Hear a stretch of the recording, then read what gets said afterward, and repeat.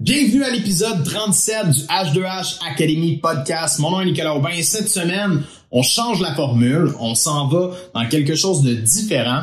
On fait, mesdames et messieurs, une masterclass sur comment faire pour closer davantage tes web leads. Donc, si tu payes la publicité payante, tu reçois des formulaires, des appels de clients qui sont intéressés par tes services.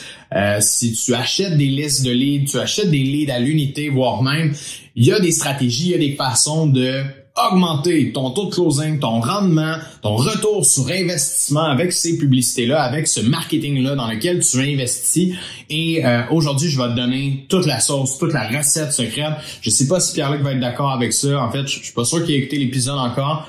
Mais bon, gars, je me lance, je vous donne tout ce contenu-là aujourd'hui. Attache ta tuque, sors ton calepin de notes, sors un crayon. S'il te plaît, applique ces conseils-là si tu veux voir tes résultats monter en flèche avec ton marketing à l'heure actuelle. Je te souhaite une bonne écoute.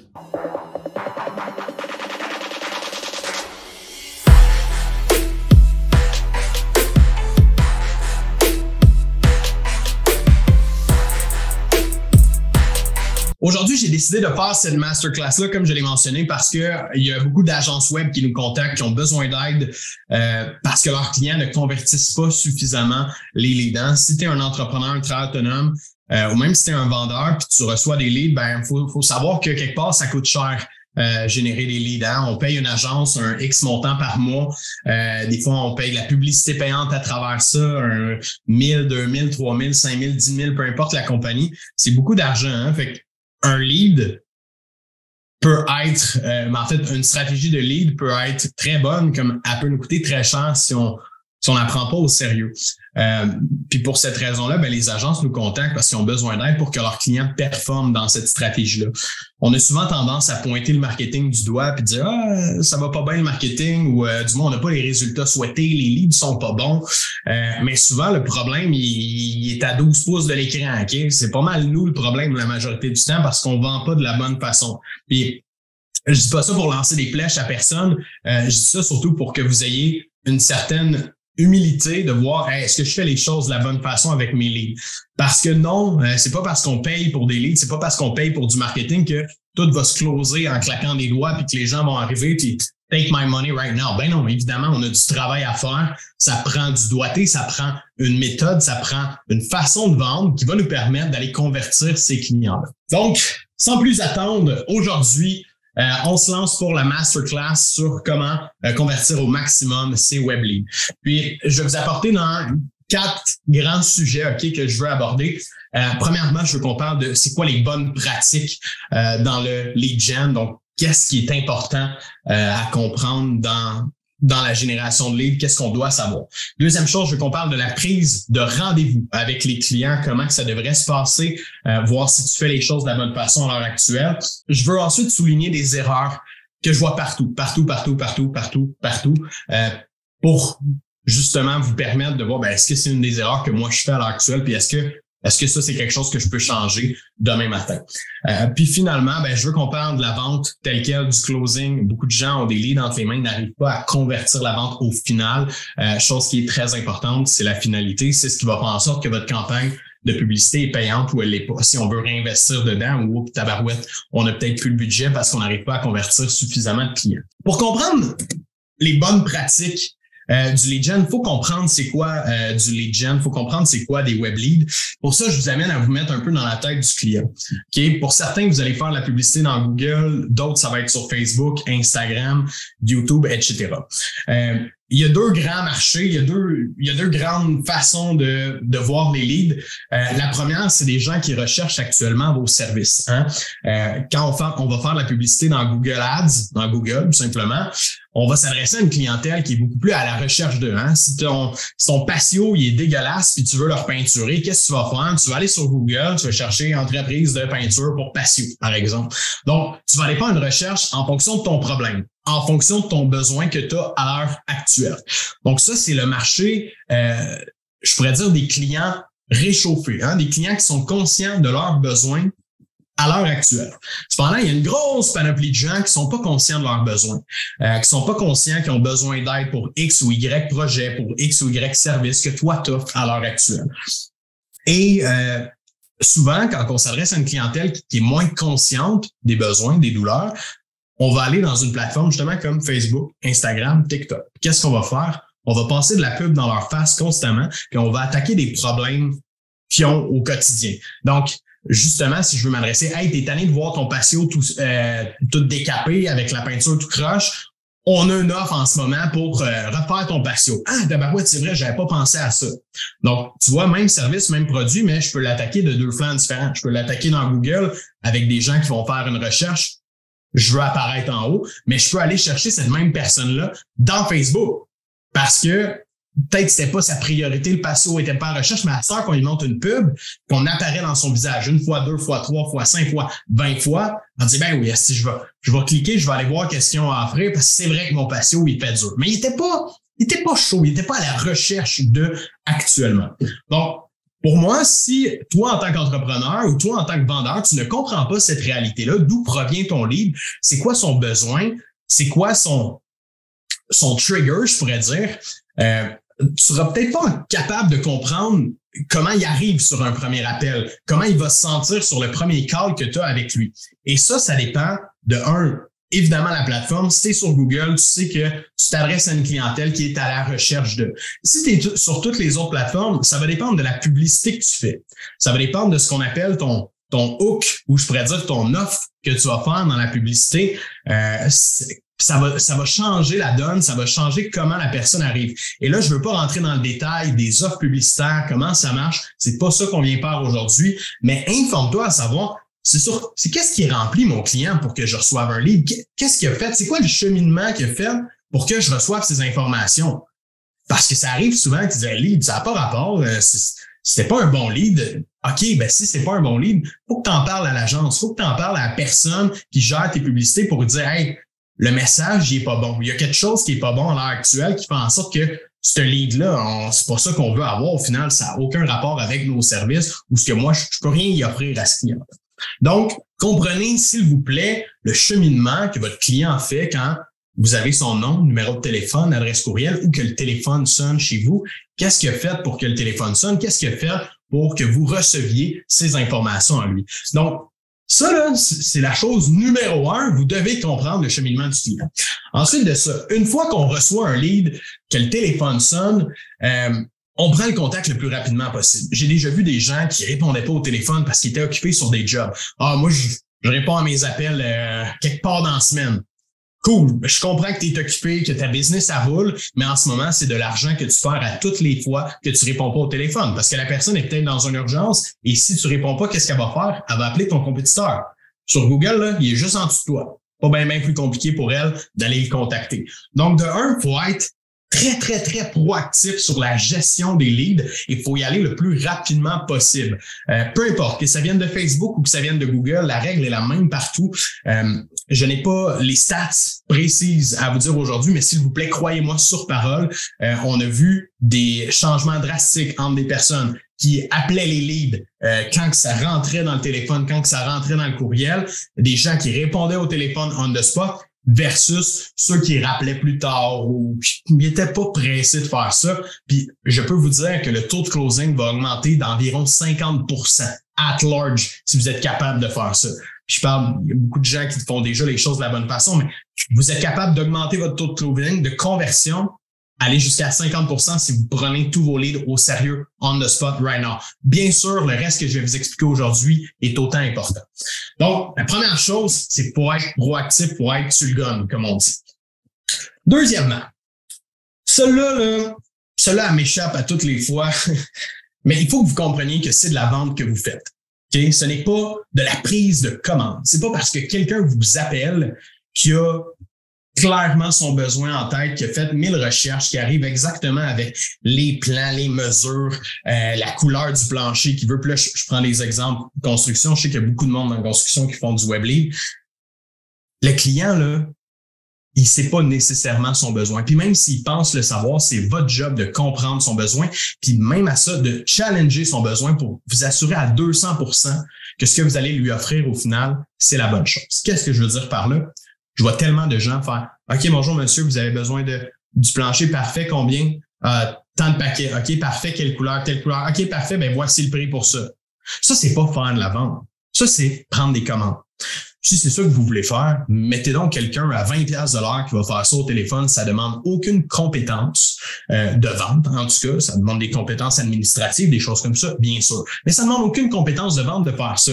Fait que, si c'est ça votre business model, repensez à ça parce que vous échappez des gens, parce que vous n'avez pas une personne en vente, vous avez une personne qui prend des commandes, OK? Puis ce n'est pas ça la job de vente, tout simplement. L'autre point. Je vois beaucoup de gens, encore une fois, qui misent sur le client m'appelle, il a besoin de moi. Fait que je cut to the chase, je prends la commande si on veut, puis je prends aucun temps pour connecter avec mon client. La réalité, c'est que tu n'as pas besoin de devenir le best chum avec ton client pour qu'il achète de toi, mais tu as besoin de gagner sa confiance. Tu as besoin d'avoir un minimum de relation avec lui pour dire Nicolas, c'est un gars de confiance, puis je sais que si je fais affaire avec lui, ça va être livré comme que je veux que ce soit livré au final. Et malheureusement, peu de gens prennent le temps de connecter avec les clients. Peu de gens prennent le temps d'établir une relation, d'établir une relation de confiance. Trop de personnes essayent de devenir chummy. Ah ouais, OK, mais ils établissent pas la relation de confiance là-dedans. Puis je peux pas encore une fois rentrer dans tous les détails de ça. Allez voir d'autres de notre contenu, d'autres épisodes de podcast. Prenez 2 secondes pour aller vous abonner en même temps. Si vous aimez le contenu, c'est super agréable quand vous faites ça, je vous le confirme. Mais tu peux pas gagner la vente au final. Des fois, quand il y a d'autres compétiteurs en jeu, si toi, tu n'as bâti aucunement ta relation avec le client, celui qui va avoir mis plus d'efforts sur ça, à démontrer au client qu'il a de l'expertise, qu'il est capable de bien faire les choses, va gagner au final. Donc, important de bâtir de la confiance avec le client. Une autre chose que je vois beaucoup plus dans les grosses compagnies, OK? Il faut éviter les tons corporatifs. Il faut éviter justement d'être comme très, très by the book. Bon, encore une fois, là, je vais prendre un 1%. Pour qui ça peut varier vraiment en fonction de ton client cible. Si tu as une clientèle cible très nichée, très piquée, puis je vais mettre mon petit doigt en l'air pour démontrer. OK, peut-être que tu as besoin d'ajuster à ta clientèle cible. Mais la majorité des gens comme toi puis moi, c'est des gens qui ils se couchent le soir, ils se lèvent le matin, ça leur tente pas, ils travaillent leur journée, ils font des choses comme ça. C'est du monde comme toi puis moi. Fait que si tu essaies d'être hautain ou de paraître trop corporatif, il y en a beaucoup que ça va les éloigner en partant. La force des meilleurs vendeurs, des gens qui se démarquent dans ce domaine-là, c'est des gens qui sont capables, comme j'ai mentionné, de connecter et de bâtir des relations de confiance. Donc, évitez les trucs trop corpo, à moins que vous ayez une clientèle très nichée là-dedans. Encore dans les bonnes pratiques ici, s'il vous plaît, ne laissez pas de message vocal. OK? Pourquoi on ne devrait pas laisser de message vocal? La personne prend le contrôle de la transaction, je pourrais dire, ou de la communication à partir de ce moment-là. Bonjour, c'est Nicolas, j'ai reçu vos informations, vous avez demandé une soumission, vous pouvez me rappeler dans le 450-803-9503. La personne est occupée, elle va travers sa journée. Pensez-le, mettez-vous dans la peau d'un client ou même vous-même. On passe notre journée, j'ai reçu un message, OK, je vais le checker plus tard. Je l'oublie, je fais d'autres choses, je retourne sur Google, je fais une autre recherche. Je vois une compagnie qui a l'air cool, je l'appelle, ça répond, paf, ils viennent de m'oublier. Parce que j'ai laissé un message, ça n'a pas créé d'action. Au lieu de laisser un message, la meilleure chose à faire quand on reçoit des leads comme ça, c'est d'appeler plusieurs fois. Si vous appelez le matin, la personne ne répond pas, ben peut-être qu'elle travaille. Essayez de l'appeler sur l'heure du dîner. Si elle ne répond pas sur l'heure du dîner, ben peut-être qu'elle est occupée pendant l'heure du dîner. Essayez de la rappeler fin de journée pour voir si ça marche. Faites plusieurs tentatives pour rejoindre la personne. Si à un certain moment, 6, 7, 8 tentatives, pas de réponse, pas de son, pas d'image, vous laisserez un message pour vous dire, au moins, gars, j'aurais tenté de la rejoindre, je passe au prochain. Ça fait partie de la game. Il y a des leads qui répondront pas, qui seront moins sérieux. Faut pas non plus dépenser trop d'énergie, mais il faut pas non plus les appeler une fois ou deux. Le nombre de fois que je suis rentré dans des CRM de clients qui étaient comme, c'est de la merde en ce moment. Pas bien, les leads sont pas bons. Puis là, on regarde les CRM. Les leads sont appelés 2 fois à l'intérieur de 2 semaines. 2 fois. Tu as payé 35 $ du lead, 40 ou 25, peu importe le montant que tu as payé pour le lead. C'est inconcevable d'appeler une personne uniquement 2 fois quand tu as payé pour avoir ses coordonnées, pour le closer. Attends-toi pas qu'elle arrive encore une fois avec son cash et qu'elle te le donne. C'est pas comme ça que ça va fonctionner. Il y a de la compétition, il y a d'autres mondes qui font de la pub pour les mêmes clients. Puis d'ailleurs, petite parenthèse, avez-vous déjà remarqué, quand vous allez faire une recherche sur un service ou quand vous cliquez sur une publicité d'une compagnie, Après ça, qu'est-ce qui se passe? Vous voyez encore plus de pubs de compagnies similaires à ça. Donc, ça alimente l'algorithme. Facebook, il voit que le client, il aime ce genre d'affaires-là. Il pitch encore plus d'affaires. Fait que qu'est-ce qui arrive? Il y a encore plus de compétitions qui peuvent rentrer dans le game. Si vous n'êtes pas le plus rapide, le premier, vous essayez pas de contacter le client rapidement, show bye. It's over. Quelqu'un d'autre va le closer. C'est terminé pour toi. Et là, tu vas dire, ouais, mes campagnes publicitaires sont pas payantes. Non, t'es pas sur le gun. C'est pas pareil. Bon. Je continue avec mes autres points. Oui, très important. Beaucoup de gens essaient de closer le premier call. Dans les bonnes pratiques, dans le lead gen, ce qu'on veut faire, c'est sur un premier appel, valider que le client, ça fait du sens, que le besoin qu'il a en ce moment, on peut y répondre, que c'est un client réaliste, qu'on a le goût de travailler avec cette personne-là, voire même, parce qu'on choisit nos clients à un certain moment. Et on s'assure de tout ça pour éventuellement prendre une prochaine appel avec ce client-là, dans cet appel-là, normalement, on va y vendre ou il va arriver la prochaine étape dans votre processus de vente. Je ne veux pas rentrer encore une fois dans le processus de vente. Regardez notre contenu, on a plein de trucs là-dessus. Mais un premier appel sert vraiment à prendre une prise de contact. Souvent, quand vous appelez les gens, sont occupés, sont en train de faire d'autres choses. Si vous essayez de rentrer puis de squeezer une vente, qu'est-ce qui risque d'arriver? Si la personne vous dit oui, ça se peut qu'elle vous rappelle une demi-heure plus tard. Ouais, finalement, les gars, je vais prendre mon temps. Vous allez avoir mis trop de pression trop vite. Donc, pour valider l'engagement, prenez une prochaine rencontre avec la personne. D'ailleurs, je rentre dans ça à l'instant. Mon deuxième volet, la prise de rendez-vous. Comment ça marche, la prise de rendez-vous? First things first. Si on book un rendez-vous loin en avant, dans 2 semaines, même dans 7 jours, c'est loin. Okay, la personne, encore une fois, je vous rappelle qu'elle se fait bombarder de pubs de compagnies similaires à la nôtre. Donc, il faut passer à l'action le plus vite possible. Il faut demander un rendez-vous le plus vite possible. Et pour ça, ce n'est pas en disant à la personne « Hey, c'est quand vos prochaines dispos? » Parce qu'elle risque de vous dire « Moi, ce serait demain soir à 9 heures. » Oh, ça me tente-tu d'aller là? Non, pas en tout à 9 heures. J'ai mes enfants à coucher, pas d'enfants, mais peut-être que toi, t'en as. J'ai des enfants à coucher, j'ai ci, j'ai ça. Moi, je suis couché à 9 heures. Tu sais. Ça me tente pas d'aller dans ses règles, je veux aller dans mes règles à moi. Donc, qu'est-ce que je veux dire à la personne?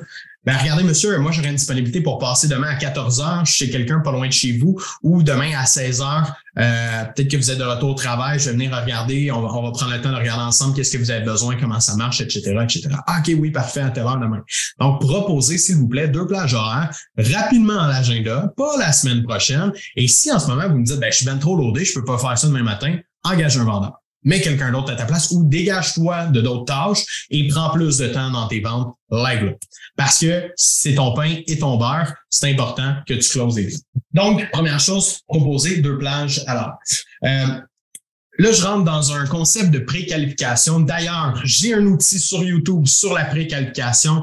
Il n'y a pas assez de views là-dessus. Il n'y a vraiment pas assez de views là-dessus. J'invite à aller le voir. Allez voir H2H Academy sur YouTube, la préqualif, comment ça marche. Mais ça, c'est une des variables de la préqualification. Assurez-vous que les décideurs vont être là. Si tu t'en vas pour closer un deal, mais qu'il te manque une des personnes qui prend la décision, tu seras pas capable de closer un deal. Il va te manquer un joueur dans la partie. Pensez-y, c'est le même à la maison, c'est le même dans une business. Moi, je prends pas une grosse décision sans que Pierre-Luc soit là à côté de moi. Bien sûr, il va me crisser une tape en arrière de la tête. Pas littéralement, mais comme si. Soyez, s'il vous plaît, cohérents, apportez les bonnes personnes qui prennent la décision sur la prochaine appel, sur la prochaine rencontre, assurez-vous qu'ils soient là. Dans la prise de rendez-vous, envoyez toujours une invitation. Si c'est fait en personne, votre rendez-vous, si c'est fait sur un Zoom, peu importe comment, envoyez quand même une invitation dans un calendrier pour que la personne elle reçoive une notification courriel. Ah oui, le rendez-vous est rentré, qu'elle fasse accepter le rendez-vous. C'est 2 actions de plus qu'elle l'ouvre, qu'elle accepte, que 0. Hein? Les gens, on le sait, beaucoup de nos shows sont désengagés dans les processus. À vous, s'il vous plaît, de mettre des outils, des trucs en place pour éviter d'avoir ce genre de comportement-là. Et poser cette fameuse question-là que je vous ai déjà tous posée. Si vous avez pris une rencontre avec nous, si vous êtes client avec nous, vous l'avez déjà entendu 100 fois, est-ce que quelque chose pourrait vous empêcher d'être présent à la rencontre demain à 16 heures? Ah oui, si c'est vrai, il faut que je fasse telle affaire. Ah, OK, good. On peut se déplacer à ce moment-là? Ce serait mieux pour vous? Oui, parfait.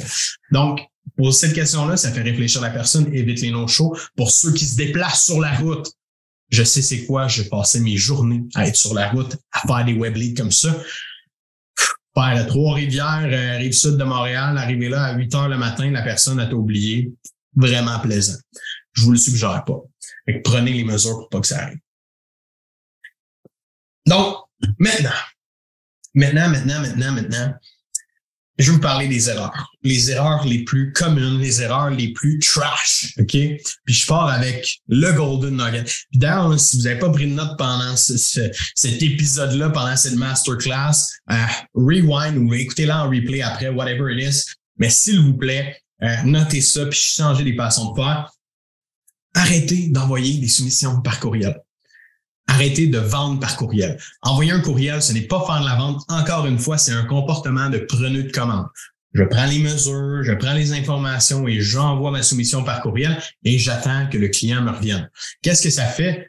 Une tonne de suivi, une tonne de suivi. C'est quoi l'annonce déjà Vidéotron? Une tonne de copies. Puis ça, c'est même principe. Une tonne de suivi, puis ça t'énerve. Ça t'énerve pas mal des suivis parce que tu passes ton temps à faire des suivis au lieu de parler à des nouveaux clients qui, eux, ont peut-être de l'intérêt. Donc, s'il te plaît, arrête d'envoyer des soumissions par courriel et présente tes soumissions au client. Ne lui envoie pas la soumission tant aussi longtemps que tu ne lui as pas présenté. Pourquoi? Parce que qu'est-ce qu'on fait lorsqu'on reçoit une soumission? Toi, moi, tout le monde, ma mère, mon père, n'importe qui, on scroll down, s'en va en bas et on regarde le prix. C'est la première affaire qu'on va faire. Rapidement, là, on va zioter les titres. Ah, OK, comment ça coûte ça? Et tabarnak. Ouais, non. On est tout de suite décidé que c'est un non. Surtout pour les personnes qui ont un prix très élevé, en voulant dire qu'on n'est pas nécessairement dans la compétition, qu'on ne se justifie pas par le prix, mais bien par la valeur, par le service, par ce qu'on offre. Arrêtez d'envoyer des soumissions par courriel. C'est terminé. Si votre équipe fait ça, là, tape ses doigts, direct là, on arrête de faire ça, nos ventes skyrocket. OK? Easy peasy. Aujourd'hui, ça vaut 5000 $, ce masterclass-là, puis probablement plus que ça, je suis pas inquiet. Arrêtez d'envoyer des soumissions par courriel. Deuxième point, il faut la présenter, cette soumission-là, mais je vois beaucoup de gens qui font tout au téléphone, OK? De A à Z, premier contact, deuxième contact, troisième contact, on est juste au téléphone, à moins que tu sois un fucking master de la vente depuis longtemps, que tu maîtrises ta game. On veut faire un eye contact avec le client. Tu veux créer une relation de confiance avec la personne, avoir un eye contact, comprendre le non-verbal de la personne, voir son feeling quand tu lui expliques tel point, elle comprend-tu ou elle-même? Ça va changer la différence dans tes résultats. On parle ici beaucoup plus d'intelligence émotionnelle, de communication au niveau de la vente. C'est tous des choses qui vont augmenter tes résultats du tout au tout si tu arrives à comprendre ça, parce que tu as beau expliquer une soumission à quelqu'un, s'il y a des points qui l'accrochent, tu ne comprends pas, puis tu termines par le prix, toutes ces choses-là, il les a retenues tout le long. Et là, à la fin, tu te dis le prix, mais il passe de travers parce qu'il y avait déjà quelque chose de pogné. Donc, c'est important de comprendre le non-verbal de ton client pour cette raison-là. La vidéoconférence existe. Merci à la COVID, mesdames et messieurs, qui nous a permis de rentrer tout le Québec sur Zoom ou autre plateforme. Vous avez accès à ces gens-là qui sont capables d'aller en vidéoconférence au lieu d'un téléphone, ou encore si vous n'avez pas le choix de vous déplacer pour faire des soumissions, des choses comme ça, allez chez les gens puis allez les rencontrer. C'est toujours la méthode la plus fun à faire de toute façon, de voir des humains. Moi, j'aimerais bien ça le faire. Notre modèle d'affaires ne me permet pas, mais toi, peut-être que... Autre erreur, OK, celle-là aussi, tabarouette. Pierre-Luc, tu m'aimeras pas, je vais te donner trop de trucs. Pas arrêter de donner trop de choix aux clients. On entend souvent, là, donne un prix bas, un prix dans le milieu, un prix plus haut. Ce truc-là n'est plus à la mode. On peut dire ça, c'est comme le linge a changé. Puis je pense pas que ça va revenir, ça, par exemple. Du moins, moi, je l'espère pas. Je souhaite tous d'enlever ça dans votre façon de travailler en vente. Pourquoi on veut pas donner 3 choix? Mais quand on donne 3 choix, on donne 3 raisons de plus à ton client d'aller réfléchir et de ne jamais te revenir. La réalité, c'est que ton client a un besoin précis. Il y a une chose dans tes offres, dans ces 3 offres-là, là, du moins, il y en a une qui c'est la meilleure pour lui. Et c'est elle que tu dois présenter. Même si c'est la moins chère, sans crisse. Tu travailles pour le client. Oui, tu travailles pour toi. Oui, c'est un win-win, une vente.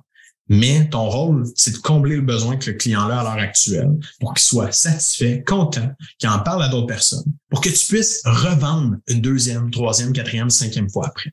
Donc, oversell pas pour rien, undersell pas pour rien non plus. S'il a besoin du gros package, c'est lui que tu y vends. Tu y présentes parce qu'en fonction des questions que tu as posées, des besoins que tu as mentionnés, c'est de ça qu'il a besoin à l'heure actuelle. Donc, ne cheat pas sur ça. Présente à la personne ce qu'il a de besoin, s'il te plaît. Ça démontre à la fois ton expertise, dire que tu as bien écouté, de bien poser les questions et qu'en fonction des questions, des réponses en fait de ton client, c'est ça qu'il a besoin aujourd'hui, rien d'autre. Merci, bonsoir. Dernière chose, dans les erreurs, Je l'ai parlé tantôt, mais beaucoup trop de personnes vendent un prix ou vont trop rapidement au prix. Donc, voici, c'est ça qu'on va faire. Voici comment ça coûte. T'es cher comparé à la compétition. Ouais, je sais. C'est pas un argument de vente. Je suis meilleur ou j'ai plus d'expérience. Démontre que tu as de la valeur. Tu dois démontrer de la valeur à ton client. Tu dois démontrer pourquoi. Tu dois démontrer comment. Sans ça, tu n'arriveras pas à vendre si tu es plus cher que les autres à côté. Si tu n'es pas capable de démontrer de la valeur dans ton offre, malheureusement, ça va toujours te retomber en plein visage. Je rentre dans le dernier point qui est le closing concrètement. Le closing, c'est quoi le closing? C'est de fermer la vente. Hein? Ça le dit closing en anglais, c'est de fermer la vente. Fermer la vente, ça veut dire règle tôt, merci, bonsoir. Pas 1000 suivis à faire pendant 5 ans. Je comprends encore une fois aujourd'hui, des gens ont des processus de vente très longs. On fait une soumission, ça passe devant un board, il y a 7 directeurs, 8000 Évidemment, ici, il faut être compréhensible face au nombre de décideurs qu'il y a dans le processus, face à la grosseur de l'entreprise, du client à qui on s'adresse. Mais dans le web lead, je m'adresse justement à ceux qui s'adressent à monsieur, madame, tout le monde, parce que dans le web lead, c'est beaucoup de ça. Souvent, les cycles de vente sont très courts. On n'a pas besoin de faire 1000 suivis. On est capable de clore le dossier rapidement. Fait que le premier point, c'est de demander la vente. Tout simplement. Si vous voulez closer, demandez la vente. Combien de personnes expliquent au client? Donc, voici comment ça coûte ma soumission. Qu'est-ce que vous en pensez?